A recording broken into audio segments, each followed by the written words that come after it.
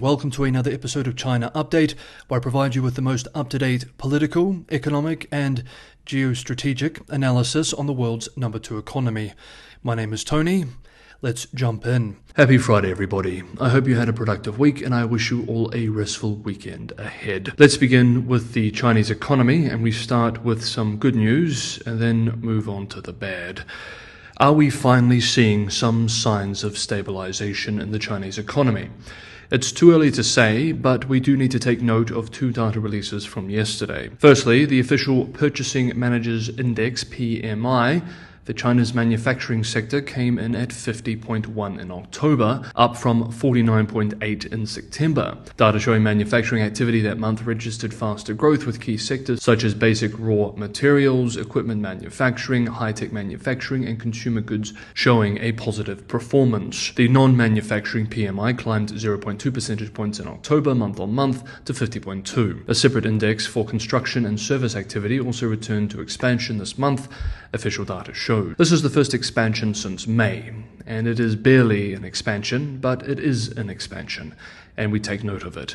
Frankly, after months of so many stimulus measures, one would hope to see some. Julian Evarts-Pritchard, an economist at Capital Economics, expressed on these data, quote, "The breakdown of the survey suggests that the latest improvement was driven by stronger domestic demand. The overall new orders component edged up even though the export orders index continued to decline." End quote. Meanwhile, the Caixin China General Manufacturing Purchasing Managers Index, PMI, which gives a more independent snapshot of the manufacturing sector, came in at 50.3 compared to 49.3 in September. Wang Zhe, a senior economist at Caixin Insight Group, expressed on the index, quote, "Data from the Caixin Manufacturing PMI survey show the market demand stabilized and optimism improved, suggesting early signs of policy impact. However, the labor market remains under pressure and price levels are still subdued." End quote. The other piece of news to take note of is that China's residential property sales in October saw their first year-on-year increase of 2024. The value of new home sales from the 100 biggest real estate companies rose 0.1% from a year earlier to 435.5 billion yuan, $61.2 billion US, reversing from a 37.7% slump in September, according to preliminary data from China Real Estate Information Corp. Sales surged 73% month-on-month.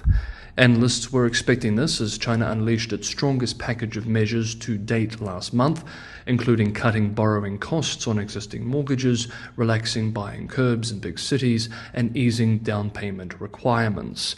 We covered all of these last month. Now, the sector is still very sick, with massive overcapacity, which we'll look at in a moment, weak demand, sliding prices, and a liquidity crisis for developers. But this is a rare piece of good news for policymakers, though it is unclear whether this is sustainable or just a burst in response to the measures. We will have to see. Indeed, Chen Wenjing, a research director at China Index Holdings, while acknowledging that the residential market, quote, "turned more active in October as home buyers regained some confidence," end quote, warned, quote, "However, more efforts are needed to help the sector stem its decline," end quote. US-based Bloomberg reports today that cash-strapped developers are counting on a sales revival to persuade debt holders. China Vanke Co. suffered another hefty loss in the third quarter, with its contract sales down 35% in the first 9 months from the same period last year. The extent of China's overbuilding has been contested for years. A former deputy head of the Government Statistics Bureau last year said that the entire population of China could fit into the country's vacant homes. Some experts still argue that the true number is smaller, but local analysts estimate that in July there were 32 million unsold homes. Idle properties, or ones that have been bought by investors but are not lived in, could add another 49 million. So conservative estimates put the number of empty houses at over 80 million. Okay, so that was the cautiously optimistic news. There is one more economic update to cover, which isn't so positive. The strain on China's banking system continues. China's major state-owned banks managed modest profit increases in the third quarter, despite a slowing economy and shrinking margins.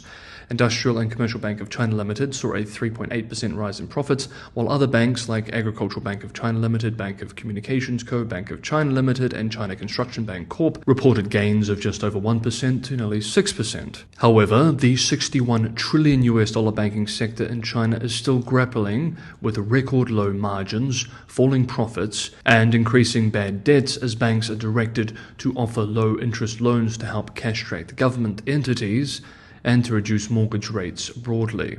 According to Huayuan Securities analyst Liao Zhiming, lowering provisions has boosted profits for the major banks, but slow or even declining revenue growth in the third quarter suggests underlying profitability is weakening. Combined profits across China's commercial banks grew only 0.4% in the first half of the year, the slowest rate since 2020, with margins at a historic low of 1.54% in June, below the 1.8% level needed for sustainable profitability. We remember that in a bid to support the struggling economy, China recently introduced its largest relief package to date, reducing policy rates and cutting mortgage borrowing costs on $5.3 trillion in outstanding loans.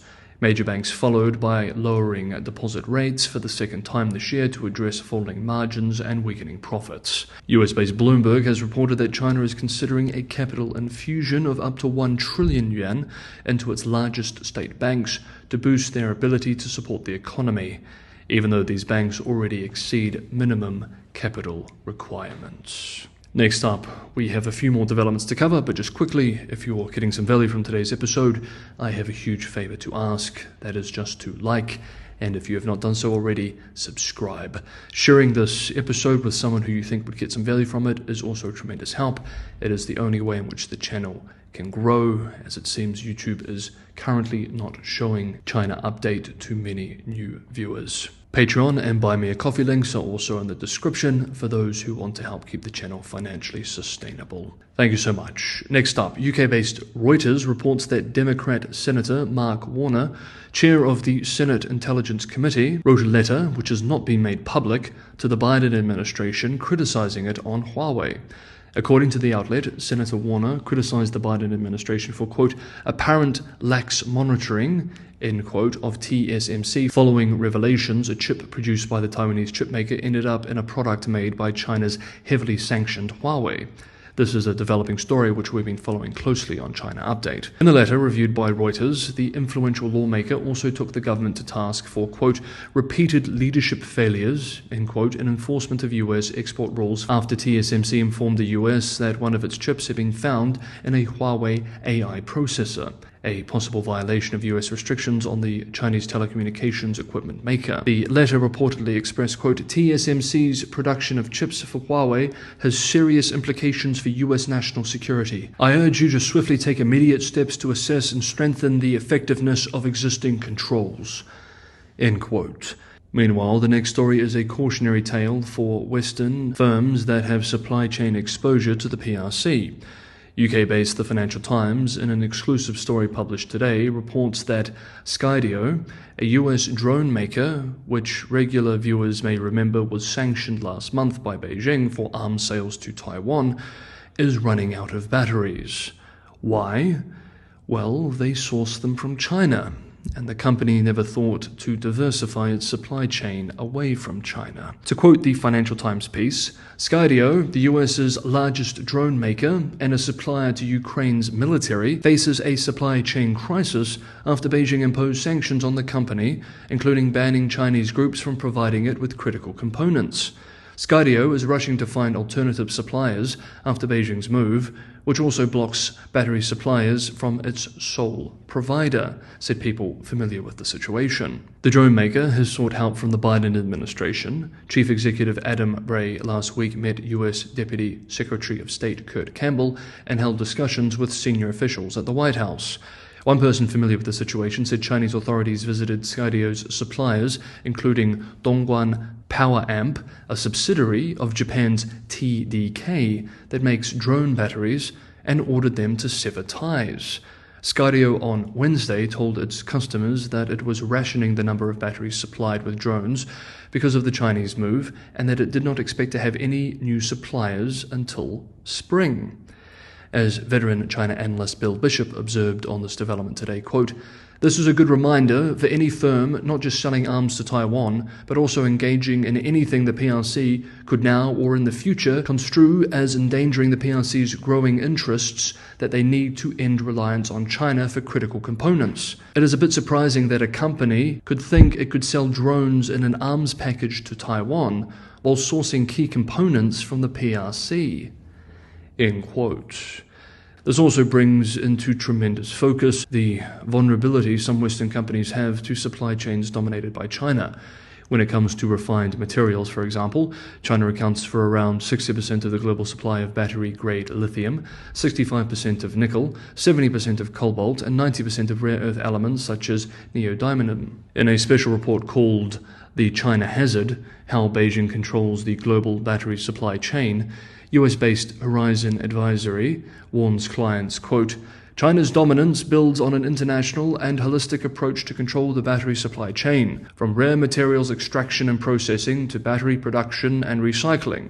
That dominance is fueled by the Chinese government's deliberate planning and support provided to companies along the entire value chain via non-market tools, e.g. subsidies and preferential policy support, and is paired with a robust global footprint. China's dynamic approach to guaranteeing market access allows Chinese players to manipulate international trade regimes and co-opt global battery material resources beyond Beijing's borders. China is currently implementing their strategy for long-term success, total domination of the battery supply chain. They are also watching as the US begins to build a domestic supply chain, and they are maneuvering in response to maintain their market control. Therefore, as the US works to build a formidable battery supply chain at home, industry incentives, matched with robust protections against China's market maneuvers, must be firmly in place. The foundation has been laid. Now the US must decide to seize the opportunity at hand, and fast." End quote. Okay, that is today's episode of China Update. Thank you very much, everybody, for watching. Have a good Friday, have a restful weekend, and I will see you all tomorrow.